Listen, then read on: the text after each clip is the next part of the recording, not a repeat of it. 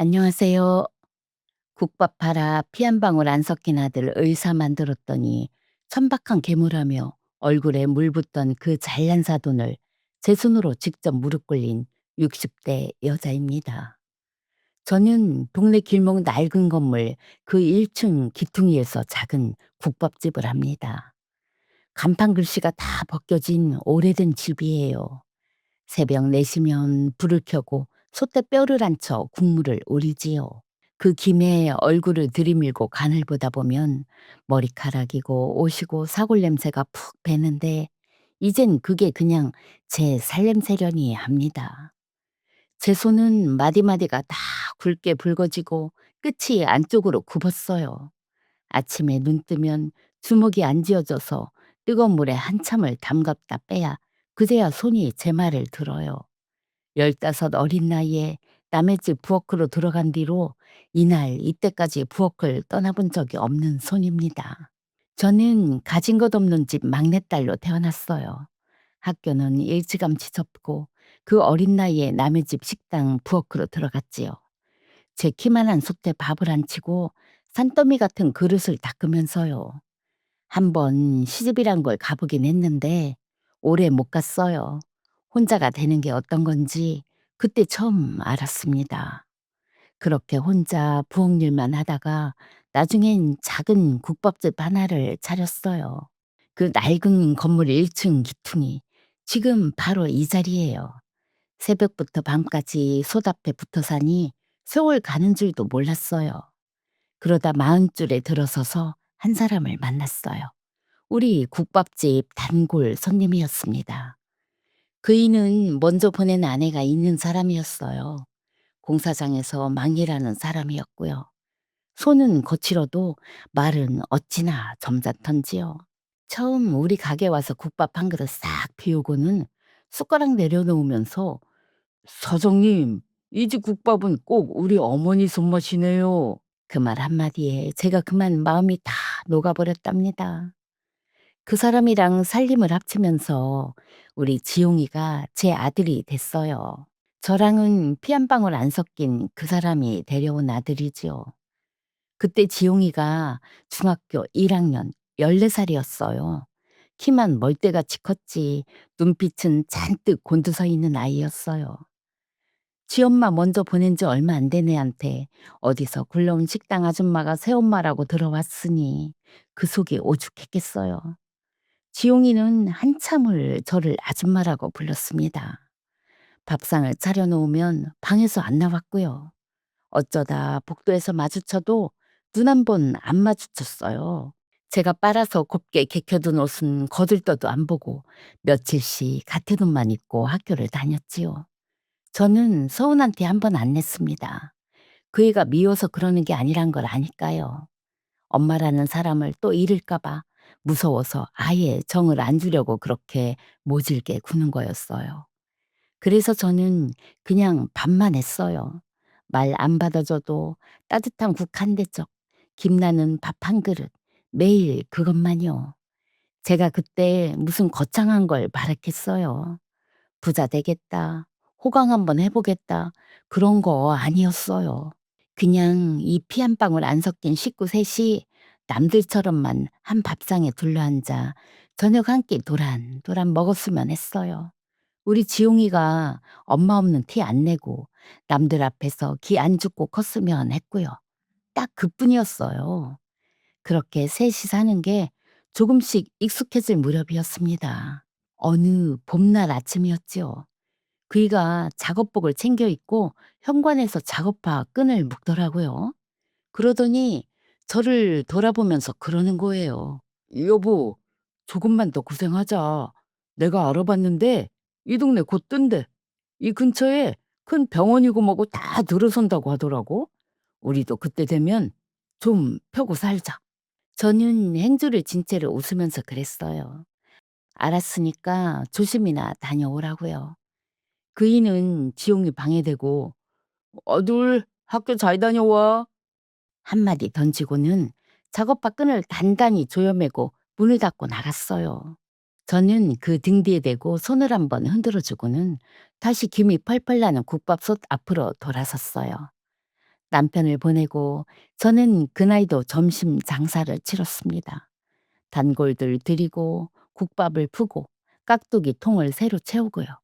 솥에서는 사골이 펄펄 끓고 가게 안은 김으로 뿌였지요. 그렇게 한창 국자를 놀리고 있는데 가게에 전화가 울리더라고요. 낯선 남자 목소리였습니다. 남편이 일하던 공사장 소장이라고 했어요. 무슨 말을 하는데 처음엔 귀에 잘 안 들어왔어요. 사고가 났으니 빨리 병원으로 오라고. 저는 국자를 든 채로 한참을 서 있었어요. 솥은 그대로 끓고 있었고요. 그 끓는 소리만 귀 속에 가득 찼습니다. 병원에 갔을 때는 이미 늦었더라고요. 그 사람 얼굴은 못 봤어요. 보여줄 수 있는 상태가 아니라고 했거든요. 높은 데서 떨어졌다고요. 대신 간호사가 비닐봉지 하나를 제 손에 쥐어줬어요. 그이 유품이라고요. 그 안에 그이 작업화가 들어 있었습니다. 저는 그 작업화를 꺼내 봤어요. 끈이 그대로 단단하게 매여 있더라고요. 그날 아침에 현관에서 두 번, 세 번 조여매던 꼭 그 모양 그대로요. 그 끈을 풀지도 못하고 저는 병원복도 차가운 바닥에 주저앉아 버렸어요. 그 사람 신발 한 짝을 가슴에 안고서요. 장례를 치르는 사흘 내내 우리 지용이는 울지 않았습니다. 상복을 입혀놨는데 빈소구석에 돌부처처럼만 앉아만 있더라고요. 누가 말을 붙여도 대답을 안 하고요. 14살짜리가 제 친엄마 보내고 몇 해 안 돼서 이번엔 아버지까지 잃은 거예요. 그 어린 게 제정신일 리가 없겠지요. 저는 그 애한테 다가가지도 못했어요. 저까지 그 애를 흔들면 안 될 것 같아서요. 그렇게 우리 둘만 남았습니다. 피 한 방울 안 섞인 계모 하나, 그 계모를 아줌마라고 부르는 아들 하나, 우리를 묶어주던 그 사람은 가고 없는데요. 친척이란 사람들이 그러더라고요. 애는 큰 집으로 보내고 너는 네 살 길이나 찾으라고요. 남이나 다름없는 애 데리고 무슨 청승이냐고요. 저는 그 말에 대꾸도 안 했어요. 그 사람이 저한테 맡기고 간 단 하나가 저 아이인데 보내긴 어딜 보내요. 얼마 뒤에 산재 보상금이라는 게 나왔습니다. 그 사람 목숨값이라고 생각하니 그 돈은 차마 손이 안 가더라고요. 사람들은 그 돈으로 가게 접고 좀 편히 살라고 했어요. 그런데 저는 그 돈을 없는 셈 쳤어요. 통장에 넣어두고 들여다보지도 않았어요. 그리고는 전이랑 똑같이 새벽마다 국밥 솥 앞에 섰지요. 그때부터가 진짜였습니다. 남편 있을 땐 그래도 둘이 벌었는데 이젠 저 혼자였으니까요. 가게 문을 더 일찍 열고 더 늦게 닫았어요. 새벽 4시에 불 켜서 밤 11시에 솥을 껐어요. 펄펄 끓는 뚝배기를 행주 하나로 나르다 보면 손등에 국물이 튀어서 대기 일수였어요. 데인 자리에 또 데이고 또 데이고요. 그래서 제 손등이 지금도 성한 데가 없습니다.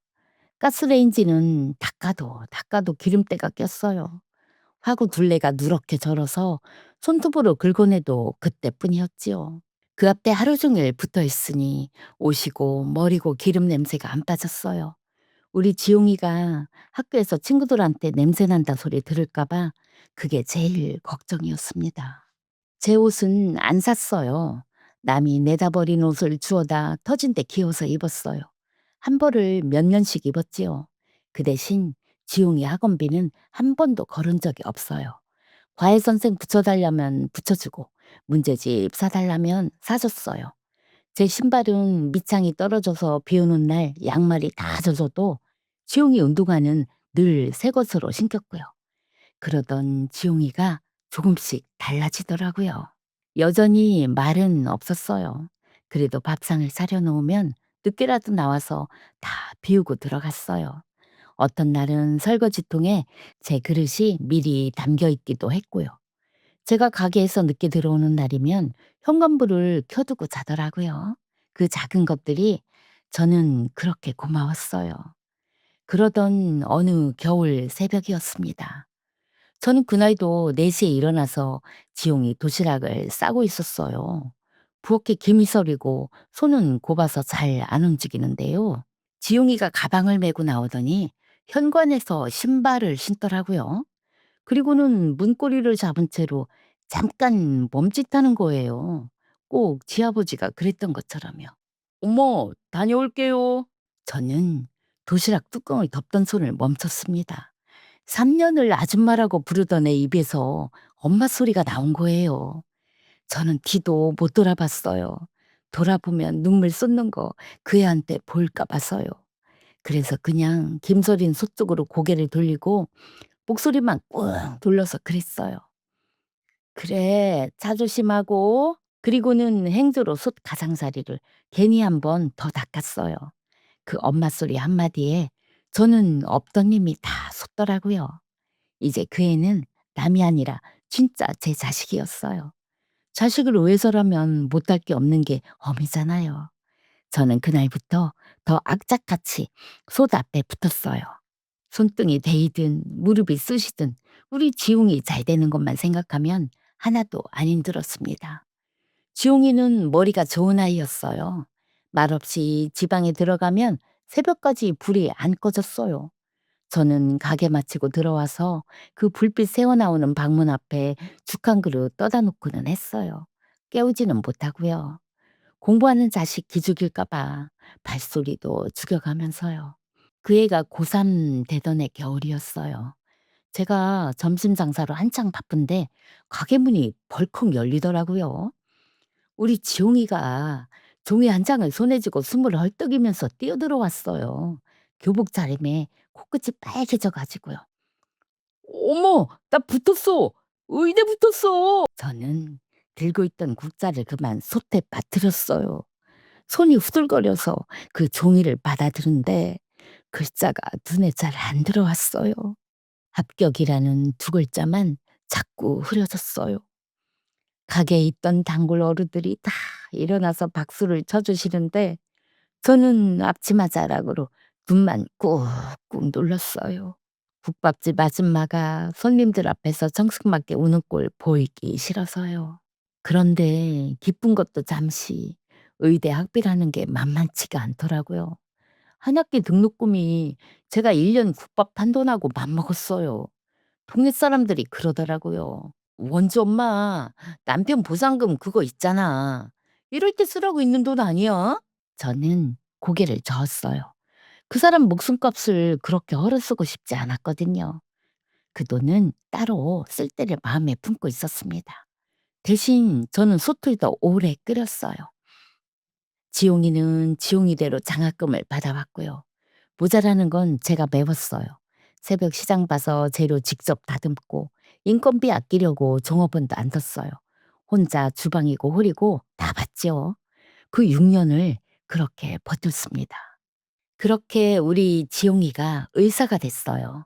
인턴이다, 레지던트다, 또 몇 년을 고생하더니 어엿한 전문의가 됐지요. 그것도 어디냐면 바로 제 국밥집 울층에 있는 그 큰 병원이었어요. 그 사람이 그날 아침에 "이 동네 곧 뜬다. 곧 병원 들어선다." 그렇게 말했던 바로 그 자리에 들어선 병원이요.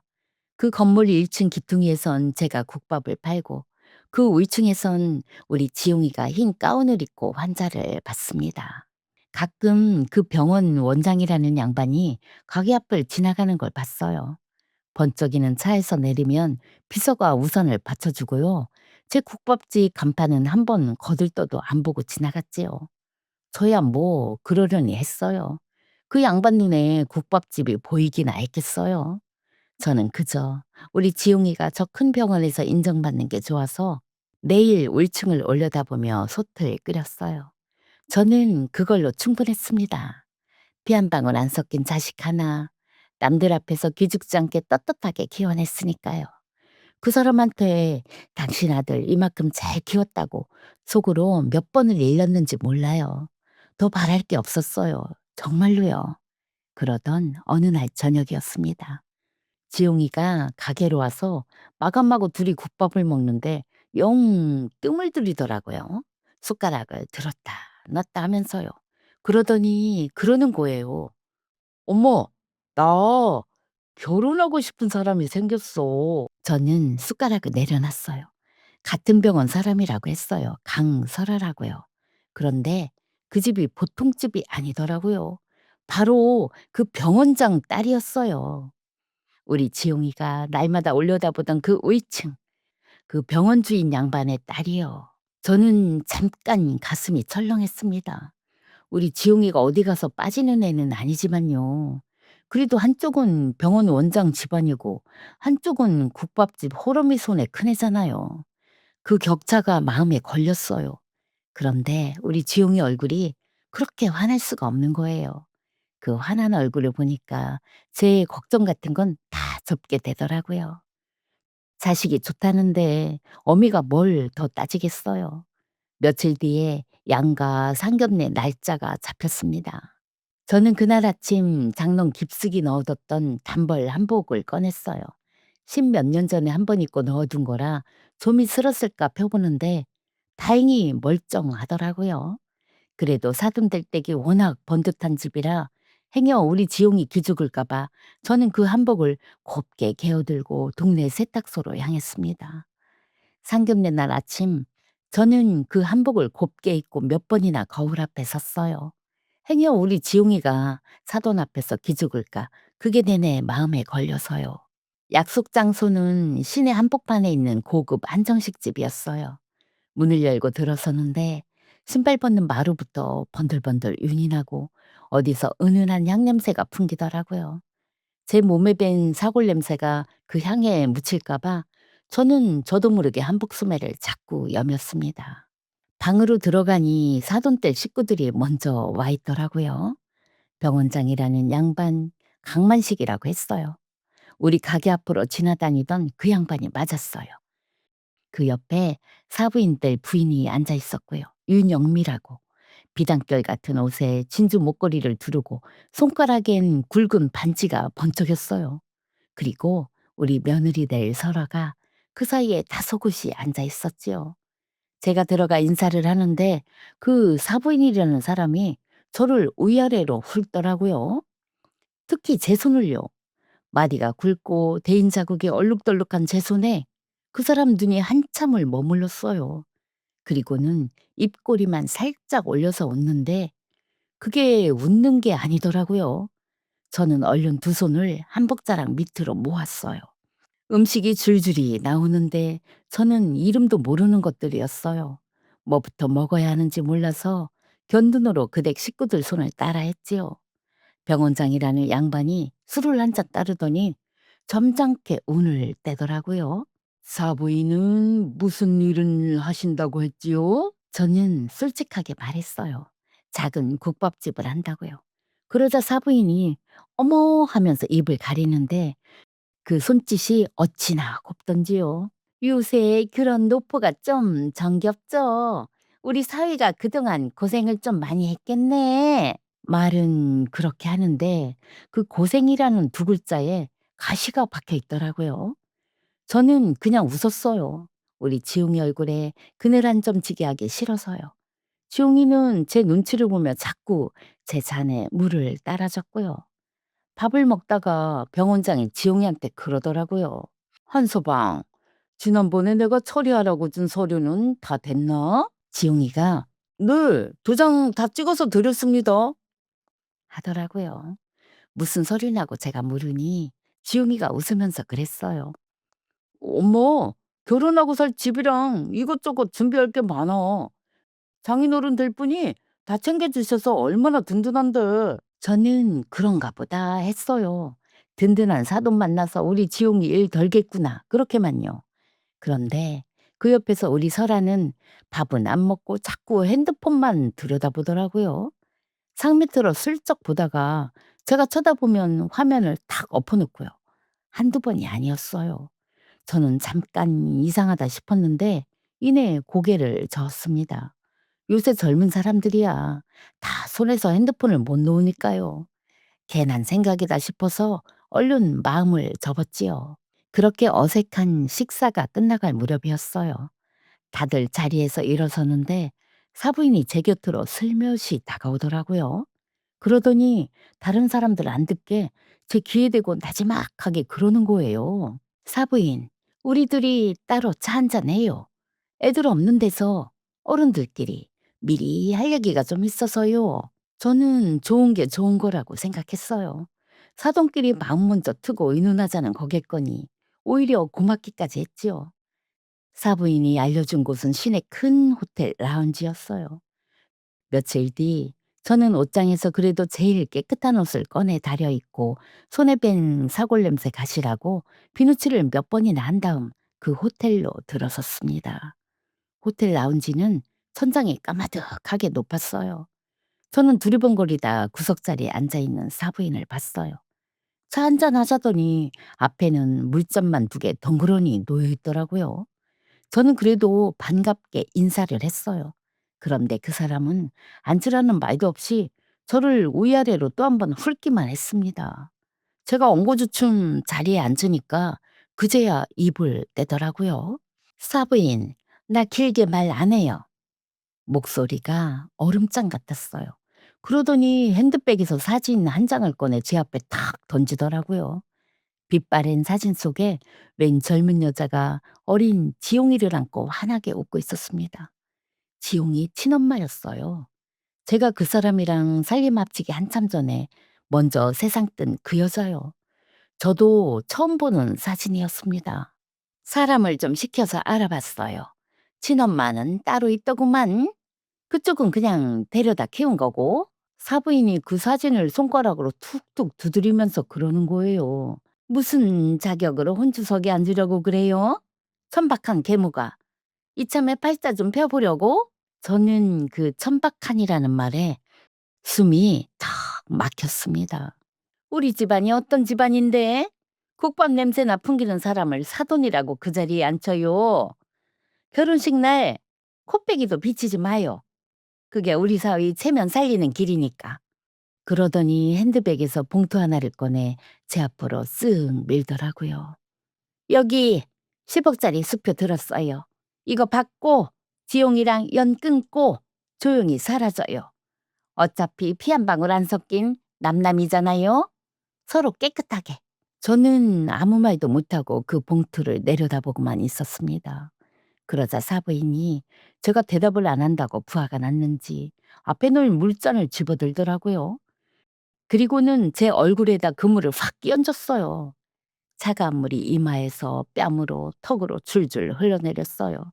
그 물이 제가 아침에 그렇게 곱게 다려 입은 블라우스 깃으로 뚝뚝 떨어졌지요. 옆 테이블 사람들이 흘끔흘끔 쳐다보는데 사부인은 눈 하나 깜짝 안 했어요. 저는 흐르는 물을 손등으로 한번 닦았습니다. 울지 않았어요. 빌지도 않았고요. 그 봉투에는 손끝 하나 안 댔어요. 그냥 젖은 얼굴 그대로 사부인을 똑바로 봤지요. 그리고는 딱 한마디 했어요. 우리 지용이는 사부인이 그 돈 100번을 줘도 못 삽니다. 사부인 얼굴이 살짝 굳더라고요. 제가 엎드려 울거나 그 돈 봉투에 달려들 줄 알았던 모양이에요. 그런데 제가 눈 하나 안 흔들리고 일어서니까 그 사람이 오히려 당황한 기색이었어요. 저는 젖은 옷자락을 한번 툭툭 털고 그 자리를 나왔어요. 그 사진도 그 봉투도 다 그 사람 앞에 그대로 둔 채로요. 호텔 해전문을 밀고 나오는데 찬바람이 젖은 얼굴을 때리더라고요. 저는 그 길로 우리 지용이한테 달려가고 싶었어요. 엄마 이런 꼴 당했다고 다 일러 바치고 싶었지요. 그런데 그 화나던 지용이 얼굴이 떠오르니까 차마 발이 안 떨어지더라고요. 이 일을 알면 그 애가 어떻게 되겠어요. 저는 입을 꼭 다물기로 했습니다. 그날 밤 저는 젖은 옷도 못 갈아입고 한참을 소답해 서 있었어요. 물벼락 맞은 얼굴은 말랐는데 속은 자꾸 더 축축해지더라고요. 그래도 저는 이를 악물었어요. 우리 지용이 모르게 나 혼자 삼키면 되는 일이라고요. 그렇게 며칠을 아무 일 없는 사람처럼 국밥을 펐습니다. 그런데 세상에 비밀이 어디 있나요? 며칠 뒤 지용이가 가게로 들이닥쳤어요. 얼굴이 시뻘개가지고요. 위층 병원 간호사 하나가 그날 호텔에서 그 광경을 봤던 모양이에요.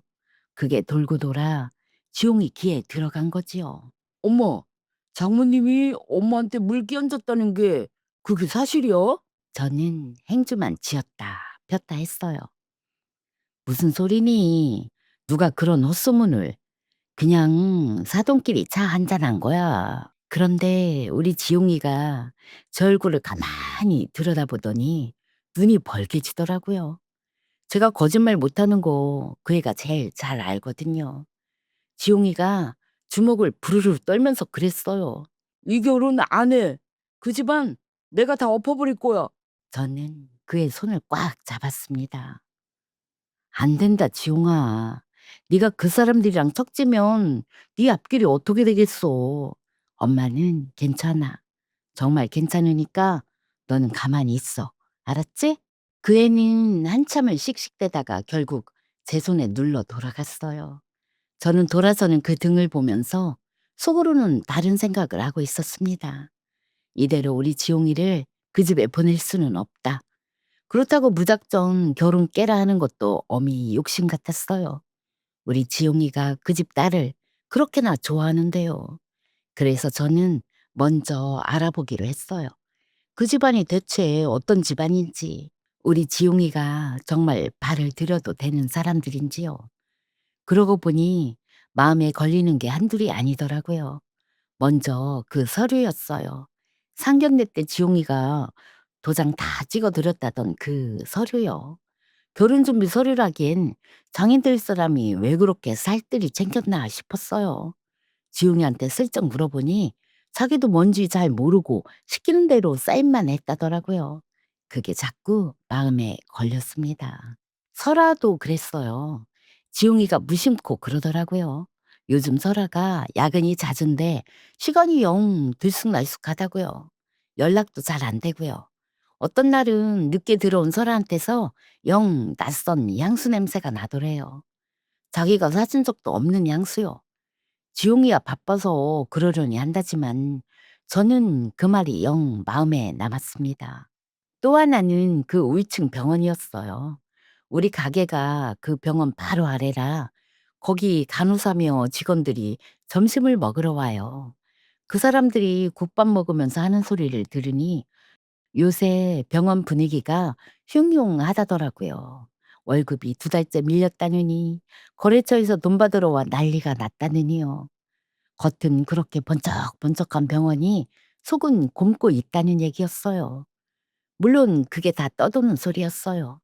저도 확실한 건 하나도 몰랐어요. 그냥 마음 한구석이 자꾸 서늘했을 뿐이지요. 그런데 그 서늘한 느낌이라는 게 살아보니 잘 안 틀리더라고요. 그래서 저는 오랜만에 오 변호사를 찾아갔습니다. 오재호라고 우리 가게 20년 단골이에요. 젊을 때부터 우리 국밥 한 그릇 먹으러 오던 양반이 이제는 머리 희끗한 변호사가 됐지요. 저는 그 양반 사무실에 국밥 한 그릇 따뜻하게 포장해 들고 가서 마주 앉았어요. 그리고는 조용히 말을 꺼냈습니다. "오 변호사, 나 부탁이 하나 있어요. 사람 좀 조용히 알아봐 줄 수 있겠어요? 우리 지용이 일이라 그래요." 오 변호사한테서 연락이 온 건 보름쯤 지나서였습니다. 그동안 저는 가게 일을 하면서도 자꾸 손이 떨렸어요. 알아봐 달라고 해 놓고도 막상 뭐가 나올까 그게 무서웠던 거지요. 그날 저녁 저는 가게 문을 일찍 닫고 오 변호사 사무실에 갔어요. 그 양반 얼굴이 평소랑 영 다르더라고요. 딱딱하게 굳어 있었습니다. 책상 위에 서류 뭉치가 수북했어요. 오 변호사가 그 뭉치를 한 장 한 장 넘기면서 천천히 말을 꺼냈어요. "누님, 마음 단단히 먹고 들으세요." 저는 두 손을 무릎에 모으고 고개를 끄덕였어요. "상견례 때 지용이가 도장 찍었다는 그 서류 있잖아요. 그게 결혼 준비 서류가 아니에요." 오 변호사 말로는 그게 연대 보증 서류였대요.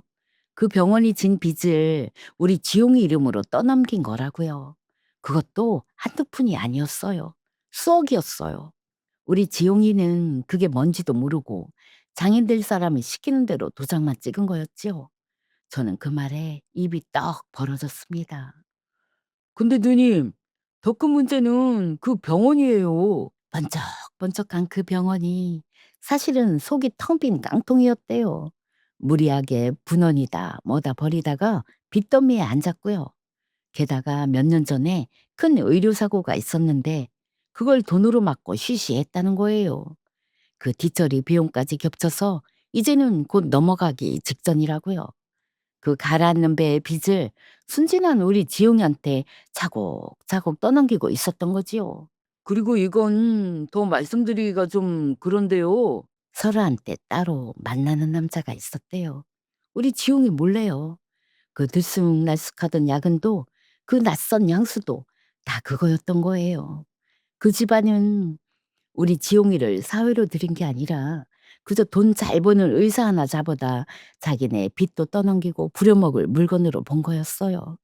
전 손이 부들부들 떨렸습니다. 저는 한참을 아무 말도 못했어요. 분해서 눈물이 핑 도는데 이상하게 머릿속은 점점 차갑게 식더라고요. 평생 소답해서 단련된 게 이럴 때 나오나 봐요. 저는 떨리는 손을 꾹 눌러 무릎에 모으고 천천히 숨을 골랐어요. 그때 오 변호사가 서류 한 장을 더 꺼내더라고요. 그 병원 건물 등기부 등본이었어요. 오 변호사가 그걸 제 앞에 놓으면서 저를 가만히 보더라고요. 그러더니 따직하게 그러는 거예요. 누님, 그 병원장이 병원 차린 건물, 이거 누님 거잖아요. 저는 천천히 고개를 끄덕였어요. 그래요. 여태 이야기 안 했지만 그 번쩍번쩍한 병원이 들어앉은 그 낡은 건물이 통째로 제 거였어요. 우리 국밥집 1층 기퉁이가 박혀 있는 바로 그 건물이요.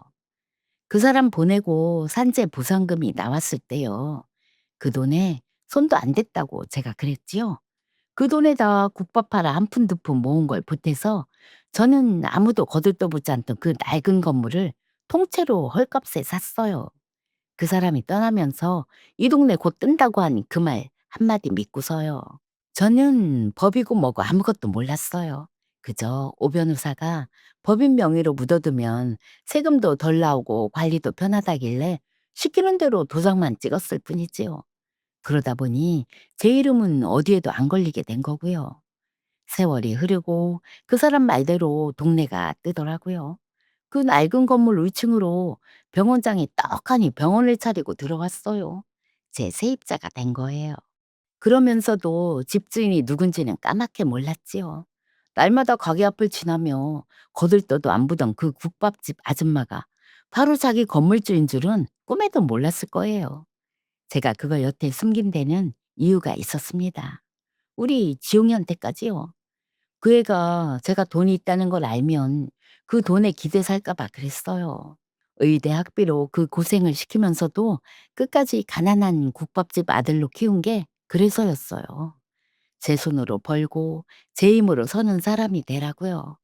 돈보다 사람이 먼저 되라고요. 그래서 저는 그의 눈에 평생 그냥 국밥집 엄마로만 살았어요. 그런데 그 집안이 바로 우리 아이를 건드렸어요. 제가 손가락마디 다 굳들어 키운 제 전부를요. 저는 그 등기부 등본을 천천히 접어 가방에 넣었어요. 그리고는 오 변호사를 똑바로 보며 말했습니다. 오 변호사, 증거 하나도 빠짐없이 다 모아줘요. 이제부터 내가 할 일이 좀 있으니까. 그날부터 저는 가게 마치면 오 변호사 사무실로 갔습니다. 낮에는 소답해서 국밥을 퍼고 밤에는 그 사무실 불을 켜고 서류를 들여다봤어요. 분해서 울고 떼쓸 시간 같은 건 저한테 없었어요. 그 사람들을 무너뜨리려면 눈물이 아니라 증거가 필요하다는 걸 저는 알았거든요. 그래서 한 장 한 장 패를 모으기 시작했습니다. 며칠 뒤 오 변호사가 감정서 한 장을 내밀더라고요. 지용이가 도장 찍었다는 그 연대보증 서류. 거기 적힌 서명을 필적 감정사한테 맡긴 거였어요. 결과지에 빨간 글씨로 필적 불일치라고 적혀 있었어요. 우리 지용이 진짜 글씨랑 그 서류에 적힌 글씨가 다르다는 거였지요. 몇 장은 아예 위조였고 몇 장은 내용을 속이고 도장만 받아낸 거였어요. 저는 그 두 글씨를 나란히 놓고 한참을 들여다봤어요. 손이 떨렸지만 이번엔 분해서가 아니었습니다. 그다음엔 오 변호사가 녹음기 하나를 책상에 올려놓더라고요. 사람을 붙여 서라디를 캐다가 잡힌 거라고 했어요. 재생 버튼을 누르니까 서랍 목소리가 흘러나왔어요. 어떤 남자랑 시시덕거리면서 하는 말이었죠. 그 의사 양반? 호적에 올려놓고 빚이나 좀 떠넘기다가 적당히 부려먹고 정리하면 되지. 사람이 좀 어수룩해서 다루기가 쉬워. 저는 그 말에 쥐고 있던 손이 하얗게 됐어요. 제 자식을 그 애가 그저 부려먹다 버릴 물건쯤으로 봤던 거예요. 병원 쪽도 마찬가지였습니다. 그 병원 그만둔 직원 하나가 오 변호사한테 자료를 넘겼더라고요. 몇 년 전 그 의료 사고를 윗선에서 돈으로 막고 입을 막았다는 내부 문서랑 정황이었어요. 그걸 덮느라 들어간 돈에 무리하게 벌인 빚까지 겹쳐서 그 번쩍이는 병원은 이미 한 발만 헛디뎌도 그대로 넘어갈 판이었어요. 패가 어느 정도 모이니까 오 변호사가 종이에 하나씩 적어가며 정리해 주더라고요. 첫째는 형사 고소였어요. 우리 지용이 명의를 도용하고 서명을 의조한 거. 그건 사문서 위조의 사기라고요. 둘째는 지용이 이름으로 잡힌 그 수십억짜리 빚을 통째로 무효로 돌리는 소송이었어요.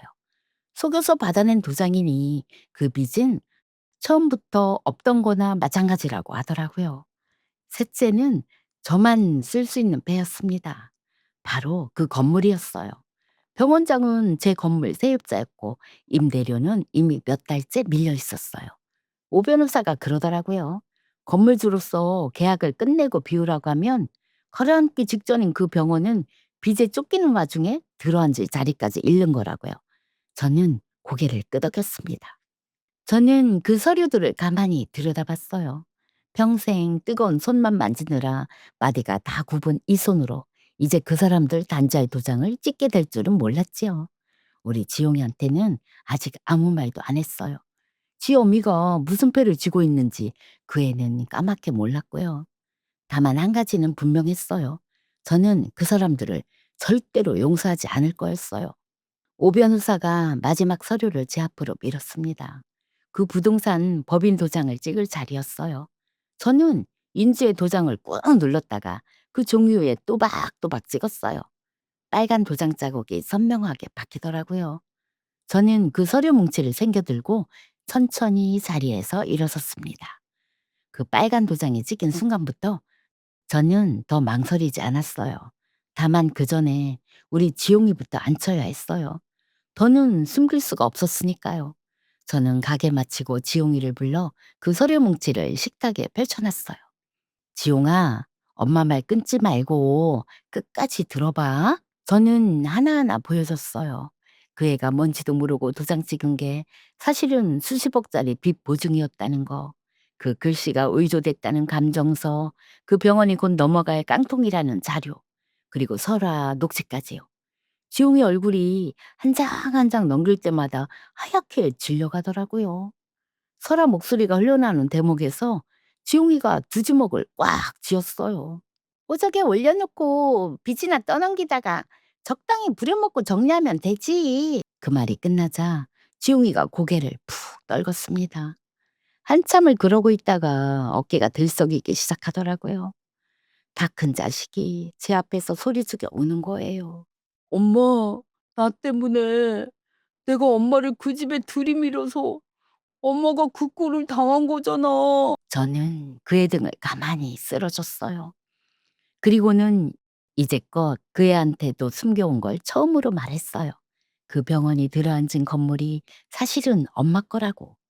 네 아버지 보상금에 엄마가 국밥 팔아 모은 걸 보태 묻어둔 거라고. 너 돈에 안 기대고 바르게 크라고. 그래서 평생 가난한 국밥집 아들로 키운 거라고요. 지용이가 눈이 벌개져서 저를 보는데 무슨 말을 더 하겠어요. 저는 그냥 그의 손을 꼭 쥐었습니다. 그날로 지용이는 설아한테 가서 끝을 냈어요. 긴 말 안 했대요. 녹취 한 줄 들려주고 "우리 그만하자." 그 한마디였다더라고요. 설아가 뭐라고 매달렸는지는 모르겠어요. 우리 지용이는 뒤도 안 돌아봤다니깐요. 그리고 나서 저는 오 변호사한테 신호를 보냈습니다. 쥐고 있던 패를 한꺼번에 풀었지요. 먼저 명의 도용이랑 사문서 위조 사기로 형사 고소장을 넣었어요. 의료사고 은폐 자료는 보건당국이랑 기자한테 넘겼고요. 지용이 이름으로 잡혀있던 그 수십억짜리 빚은 무효 소송을 걸었어요.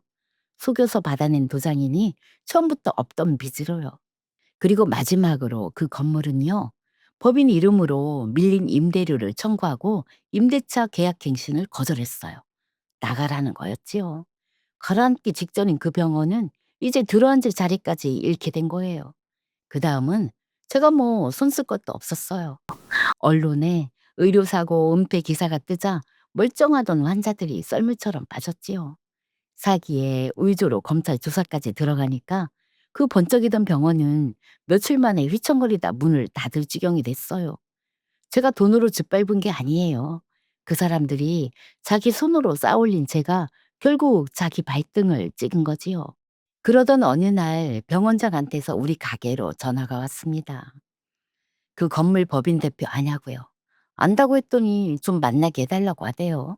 저는 잠깐 망설이다가 그러라고 했어요. 대표가 직접 보자고 하니 그 국밥집으로 찾아오라고요.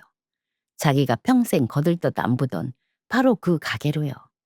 약속한 날 병원장 부부가 우리 국밥집 문을 밀고 들어왔습니다. 망한 마당에도 그 잘난 티는 어디 안 가더라고요.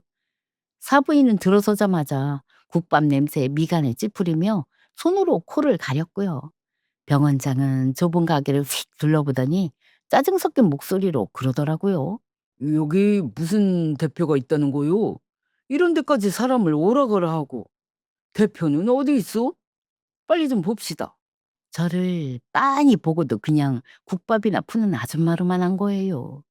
사부인은 한술 더 떴어요. 저를 알아보고는 콧방귀를 뀌면서 그러더군요. 어머, 천박한 계모가 아직도 여기 있었네. 당신 말고 이 건물 주인 되는 양반 좀 불러와요. 우리가 그분한테 할 얘기가 있어 왔으니까. 사정하러 온 주제에 그 와중에도 저를 그렇게 깔보더라고요. 저는 앞치마에 손을 쓱 닦으면서 카운터 뒤에서 천천히 걸어 나갔습니다. 그리고는 그 두 사람 앞에 똑바로 섰지요. 그 건물 주인, 그 법인 대표가 바로 접니다. 병원장 얼굴이 하얗게 굳더라고요. 사부인은 입만 딱 벌린 채 말을 못했고요. 날마다 국밥 냄새 난다고 코를 막던 그 아줌마가 자기들이 십몇 년을 깔고 앉았던 그 건물 주인이었다는 걸 그제야 안 거예요. 자기 얼굴에 물을 끼얹은 상대가 사실은 제 목줄을 쥐고 있었다는 걸요. 그 두 사람 다리가 풀렸는지 그대로 제 앞에 털썩 무릎을 꿇었어요. 그 도도하던 사부인이 제 치맛자락을 붙잡고 매달렸지요. "사부인 한 번만 봐줘요. 우리 좀 살려줘요. 이 건물에서만 안 나가게 해 줘도." 저는 한 발 물러섰습니다. 그 손이 제 옷자락에 닿는 게 싫었거든요. 저는 그 사람들을 가만히 내려다봤어요. 그리고는 조용히 말했습니다. "그때 호텔에서 제 얼굴에 물 끼얹었던 거 기억나세요?" 저는 그 물 닦으면서 다짐했어요. 이건 꼭 돌려드리겠다고요. 그런데 저는 사부인처럼 물 같은 거 안 끼얹어요. 그냥 법대로 정당하게 돌려드린 것뿐입니다. 당장 이 건물에서 나가세요. 우리 지용이한테 한 짓은 법이 갚게 할 거고요. 사부인이 뭐라고 더 울며불며 매달렸지만 저는 뭐 듣지 않았어요. 평생 소답해서 굽은 이 손으로 저는 그 가게 문을 활짝 열어줬어요. 나가라는 뜻이었지요. 그 뒤는 빠르게 흘러갔습니다. 병원장 강만식이랑 그 부인 윤영민은 사기에 횡령에 의료사고 은폐까지 줄줄이 엮여서 결국 구속됐어요. 그 번쩍이던 병원은 문을 닫았고 위층은 텅 비었지요. 설아는요, 양다리에 사채 빚까지 한꺼번에 터지는 바람에 어느 날 밤잠도 못 챙기고 야반 도주를 했다더라고요. 우리 지용이 이름에 얹혀있던 그 수십억짜리 빚은요, 위조의 사기였던 게 다 밝혀져서 깨끗하게 무효가 됐어요. 우리 지용이 손끝 하나 안 다치고 그 진창에서 빠져나온 거예요. 요즘은요, 한동안 텅 비어있던 그 위층을 우리 지용이가 쓰고 있어요. 그 큰 병원이 빠진 자리에 지용이가 자그마한 동네 의원을 하나 냈거든요. 거창한 거 아니에요. 돈 없는 어르신들 무릎이고 허리고 봐주는 그런 동네 의원이요. 한때 사람 등쳐먹던 그 자리에서 우리 지용이는 이제 사람을 고치고 있는 거지요. 저는 여전히 1층에서 국밥을 퍼요. 점심때면 위층에서 진료받은 어르신들이 내려와 국밥 한 그릇씩 들고 가시고요. 비번인 날이면 지웅이가 흰 가운 벗고 내려와 제 옆에서 앞치마 두르고 국밥을 나르고요. 그러다 손님 끊기면 둘이 마주 앉아 국밥 한 그릇씩 떠요. 피 한 방울 안 섞인 모사가요. 오늘도 저는 그의 목까지 국밥 두 그릇을 푸고 있지요. 오늘 사연 보내주신 우리 원주 어머님 정말 고생 많으셨습니다. 피 한 방울 안 섞인 자식 하나를 그 굽은 손으로 의사 만들기까지 그 세월이 어땠을지 저는 감히 짐작도 못하겠어요. 그리고도 천박한 계모라는 소리에 얼굴에 물벼락까지 맞으셨으니 그 밤에 얼마나 속으로 오셨을까요? 그런데 원주 씨는 울고 주저앉는 대신 끝까지 품위를 지키고 당당하게 일어서셨어요. 그 모습이 저는 참 자랑스러웠습니다. 원주 어머니가 그러셨지요. 피 한 방울 안 섞여도 내 자식이라고요. 맞아요. 사랑은 핏줄을 타고 오는 게 아니더라고요. 새벽마다 끓여낸 국 한 그릇. 당신 옷은 기워 입으면서도 자식은 깨끗한 옷 입힌 그 마음. 그게 진짜 어미예요. 지용이가 어머니를 엄마라고 부른 그 겨울 새벽에 두 사람은 이미 세상 누구보다 진한 가족이었던 거예요. 고단한 하루 끝에 이 방송 듣고 계신 우리 어머니들, 우리도 평생 누군가의 엄마로, 아내로, 며느리로만 살아왔지요. 정작 내 이름 석자는 어디다 뒀는지도 모르고요. 거울 속에 주름지고 굽은 손만 남은 것 같아 서러운 날도 있을 거예요. 그런데요, 그 굽은 손마디가요, 누가 안 알아줘도 세상에서 제일 훌륭한 훈장입니다. 그 손으로 자식을 키웠고, 한 살림을 떠바쳤고, 모진 세월을 다 버텨냈으니까요. 이제는요, 그 손으로 당신 자신도 한번 보듬어 주세요. 남은 인생은 누구의 무엇이 아니라 당신 이름 석자로도 한번 살아보시고요. 그래도 됩니다. 그럴 자격 차고도 넘쳐요. 오늘 이야기가 가슴에 남으셨다면 구독이랑 좋아요로 이 친정엄마 손 한번 잡아주세요. 그리고 당신 사연도 댓글로 살며시 들려주시고요. 자식한테도 참아 못한 얘기, 여기 친정엄마 사이다 라디오에서는 다 털어놓으셔도 됩니다. 우리 내일도 건강한 모습으로 다시 만나요. 사랑합니다.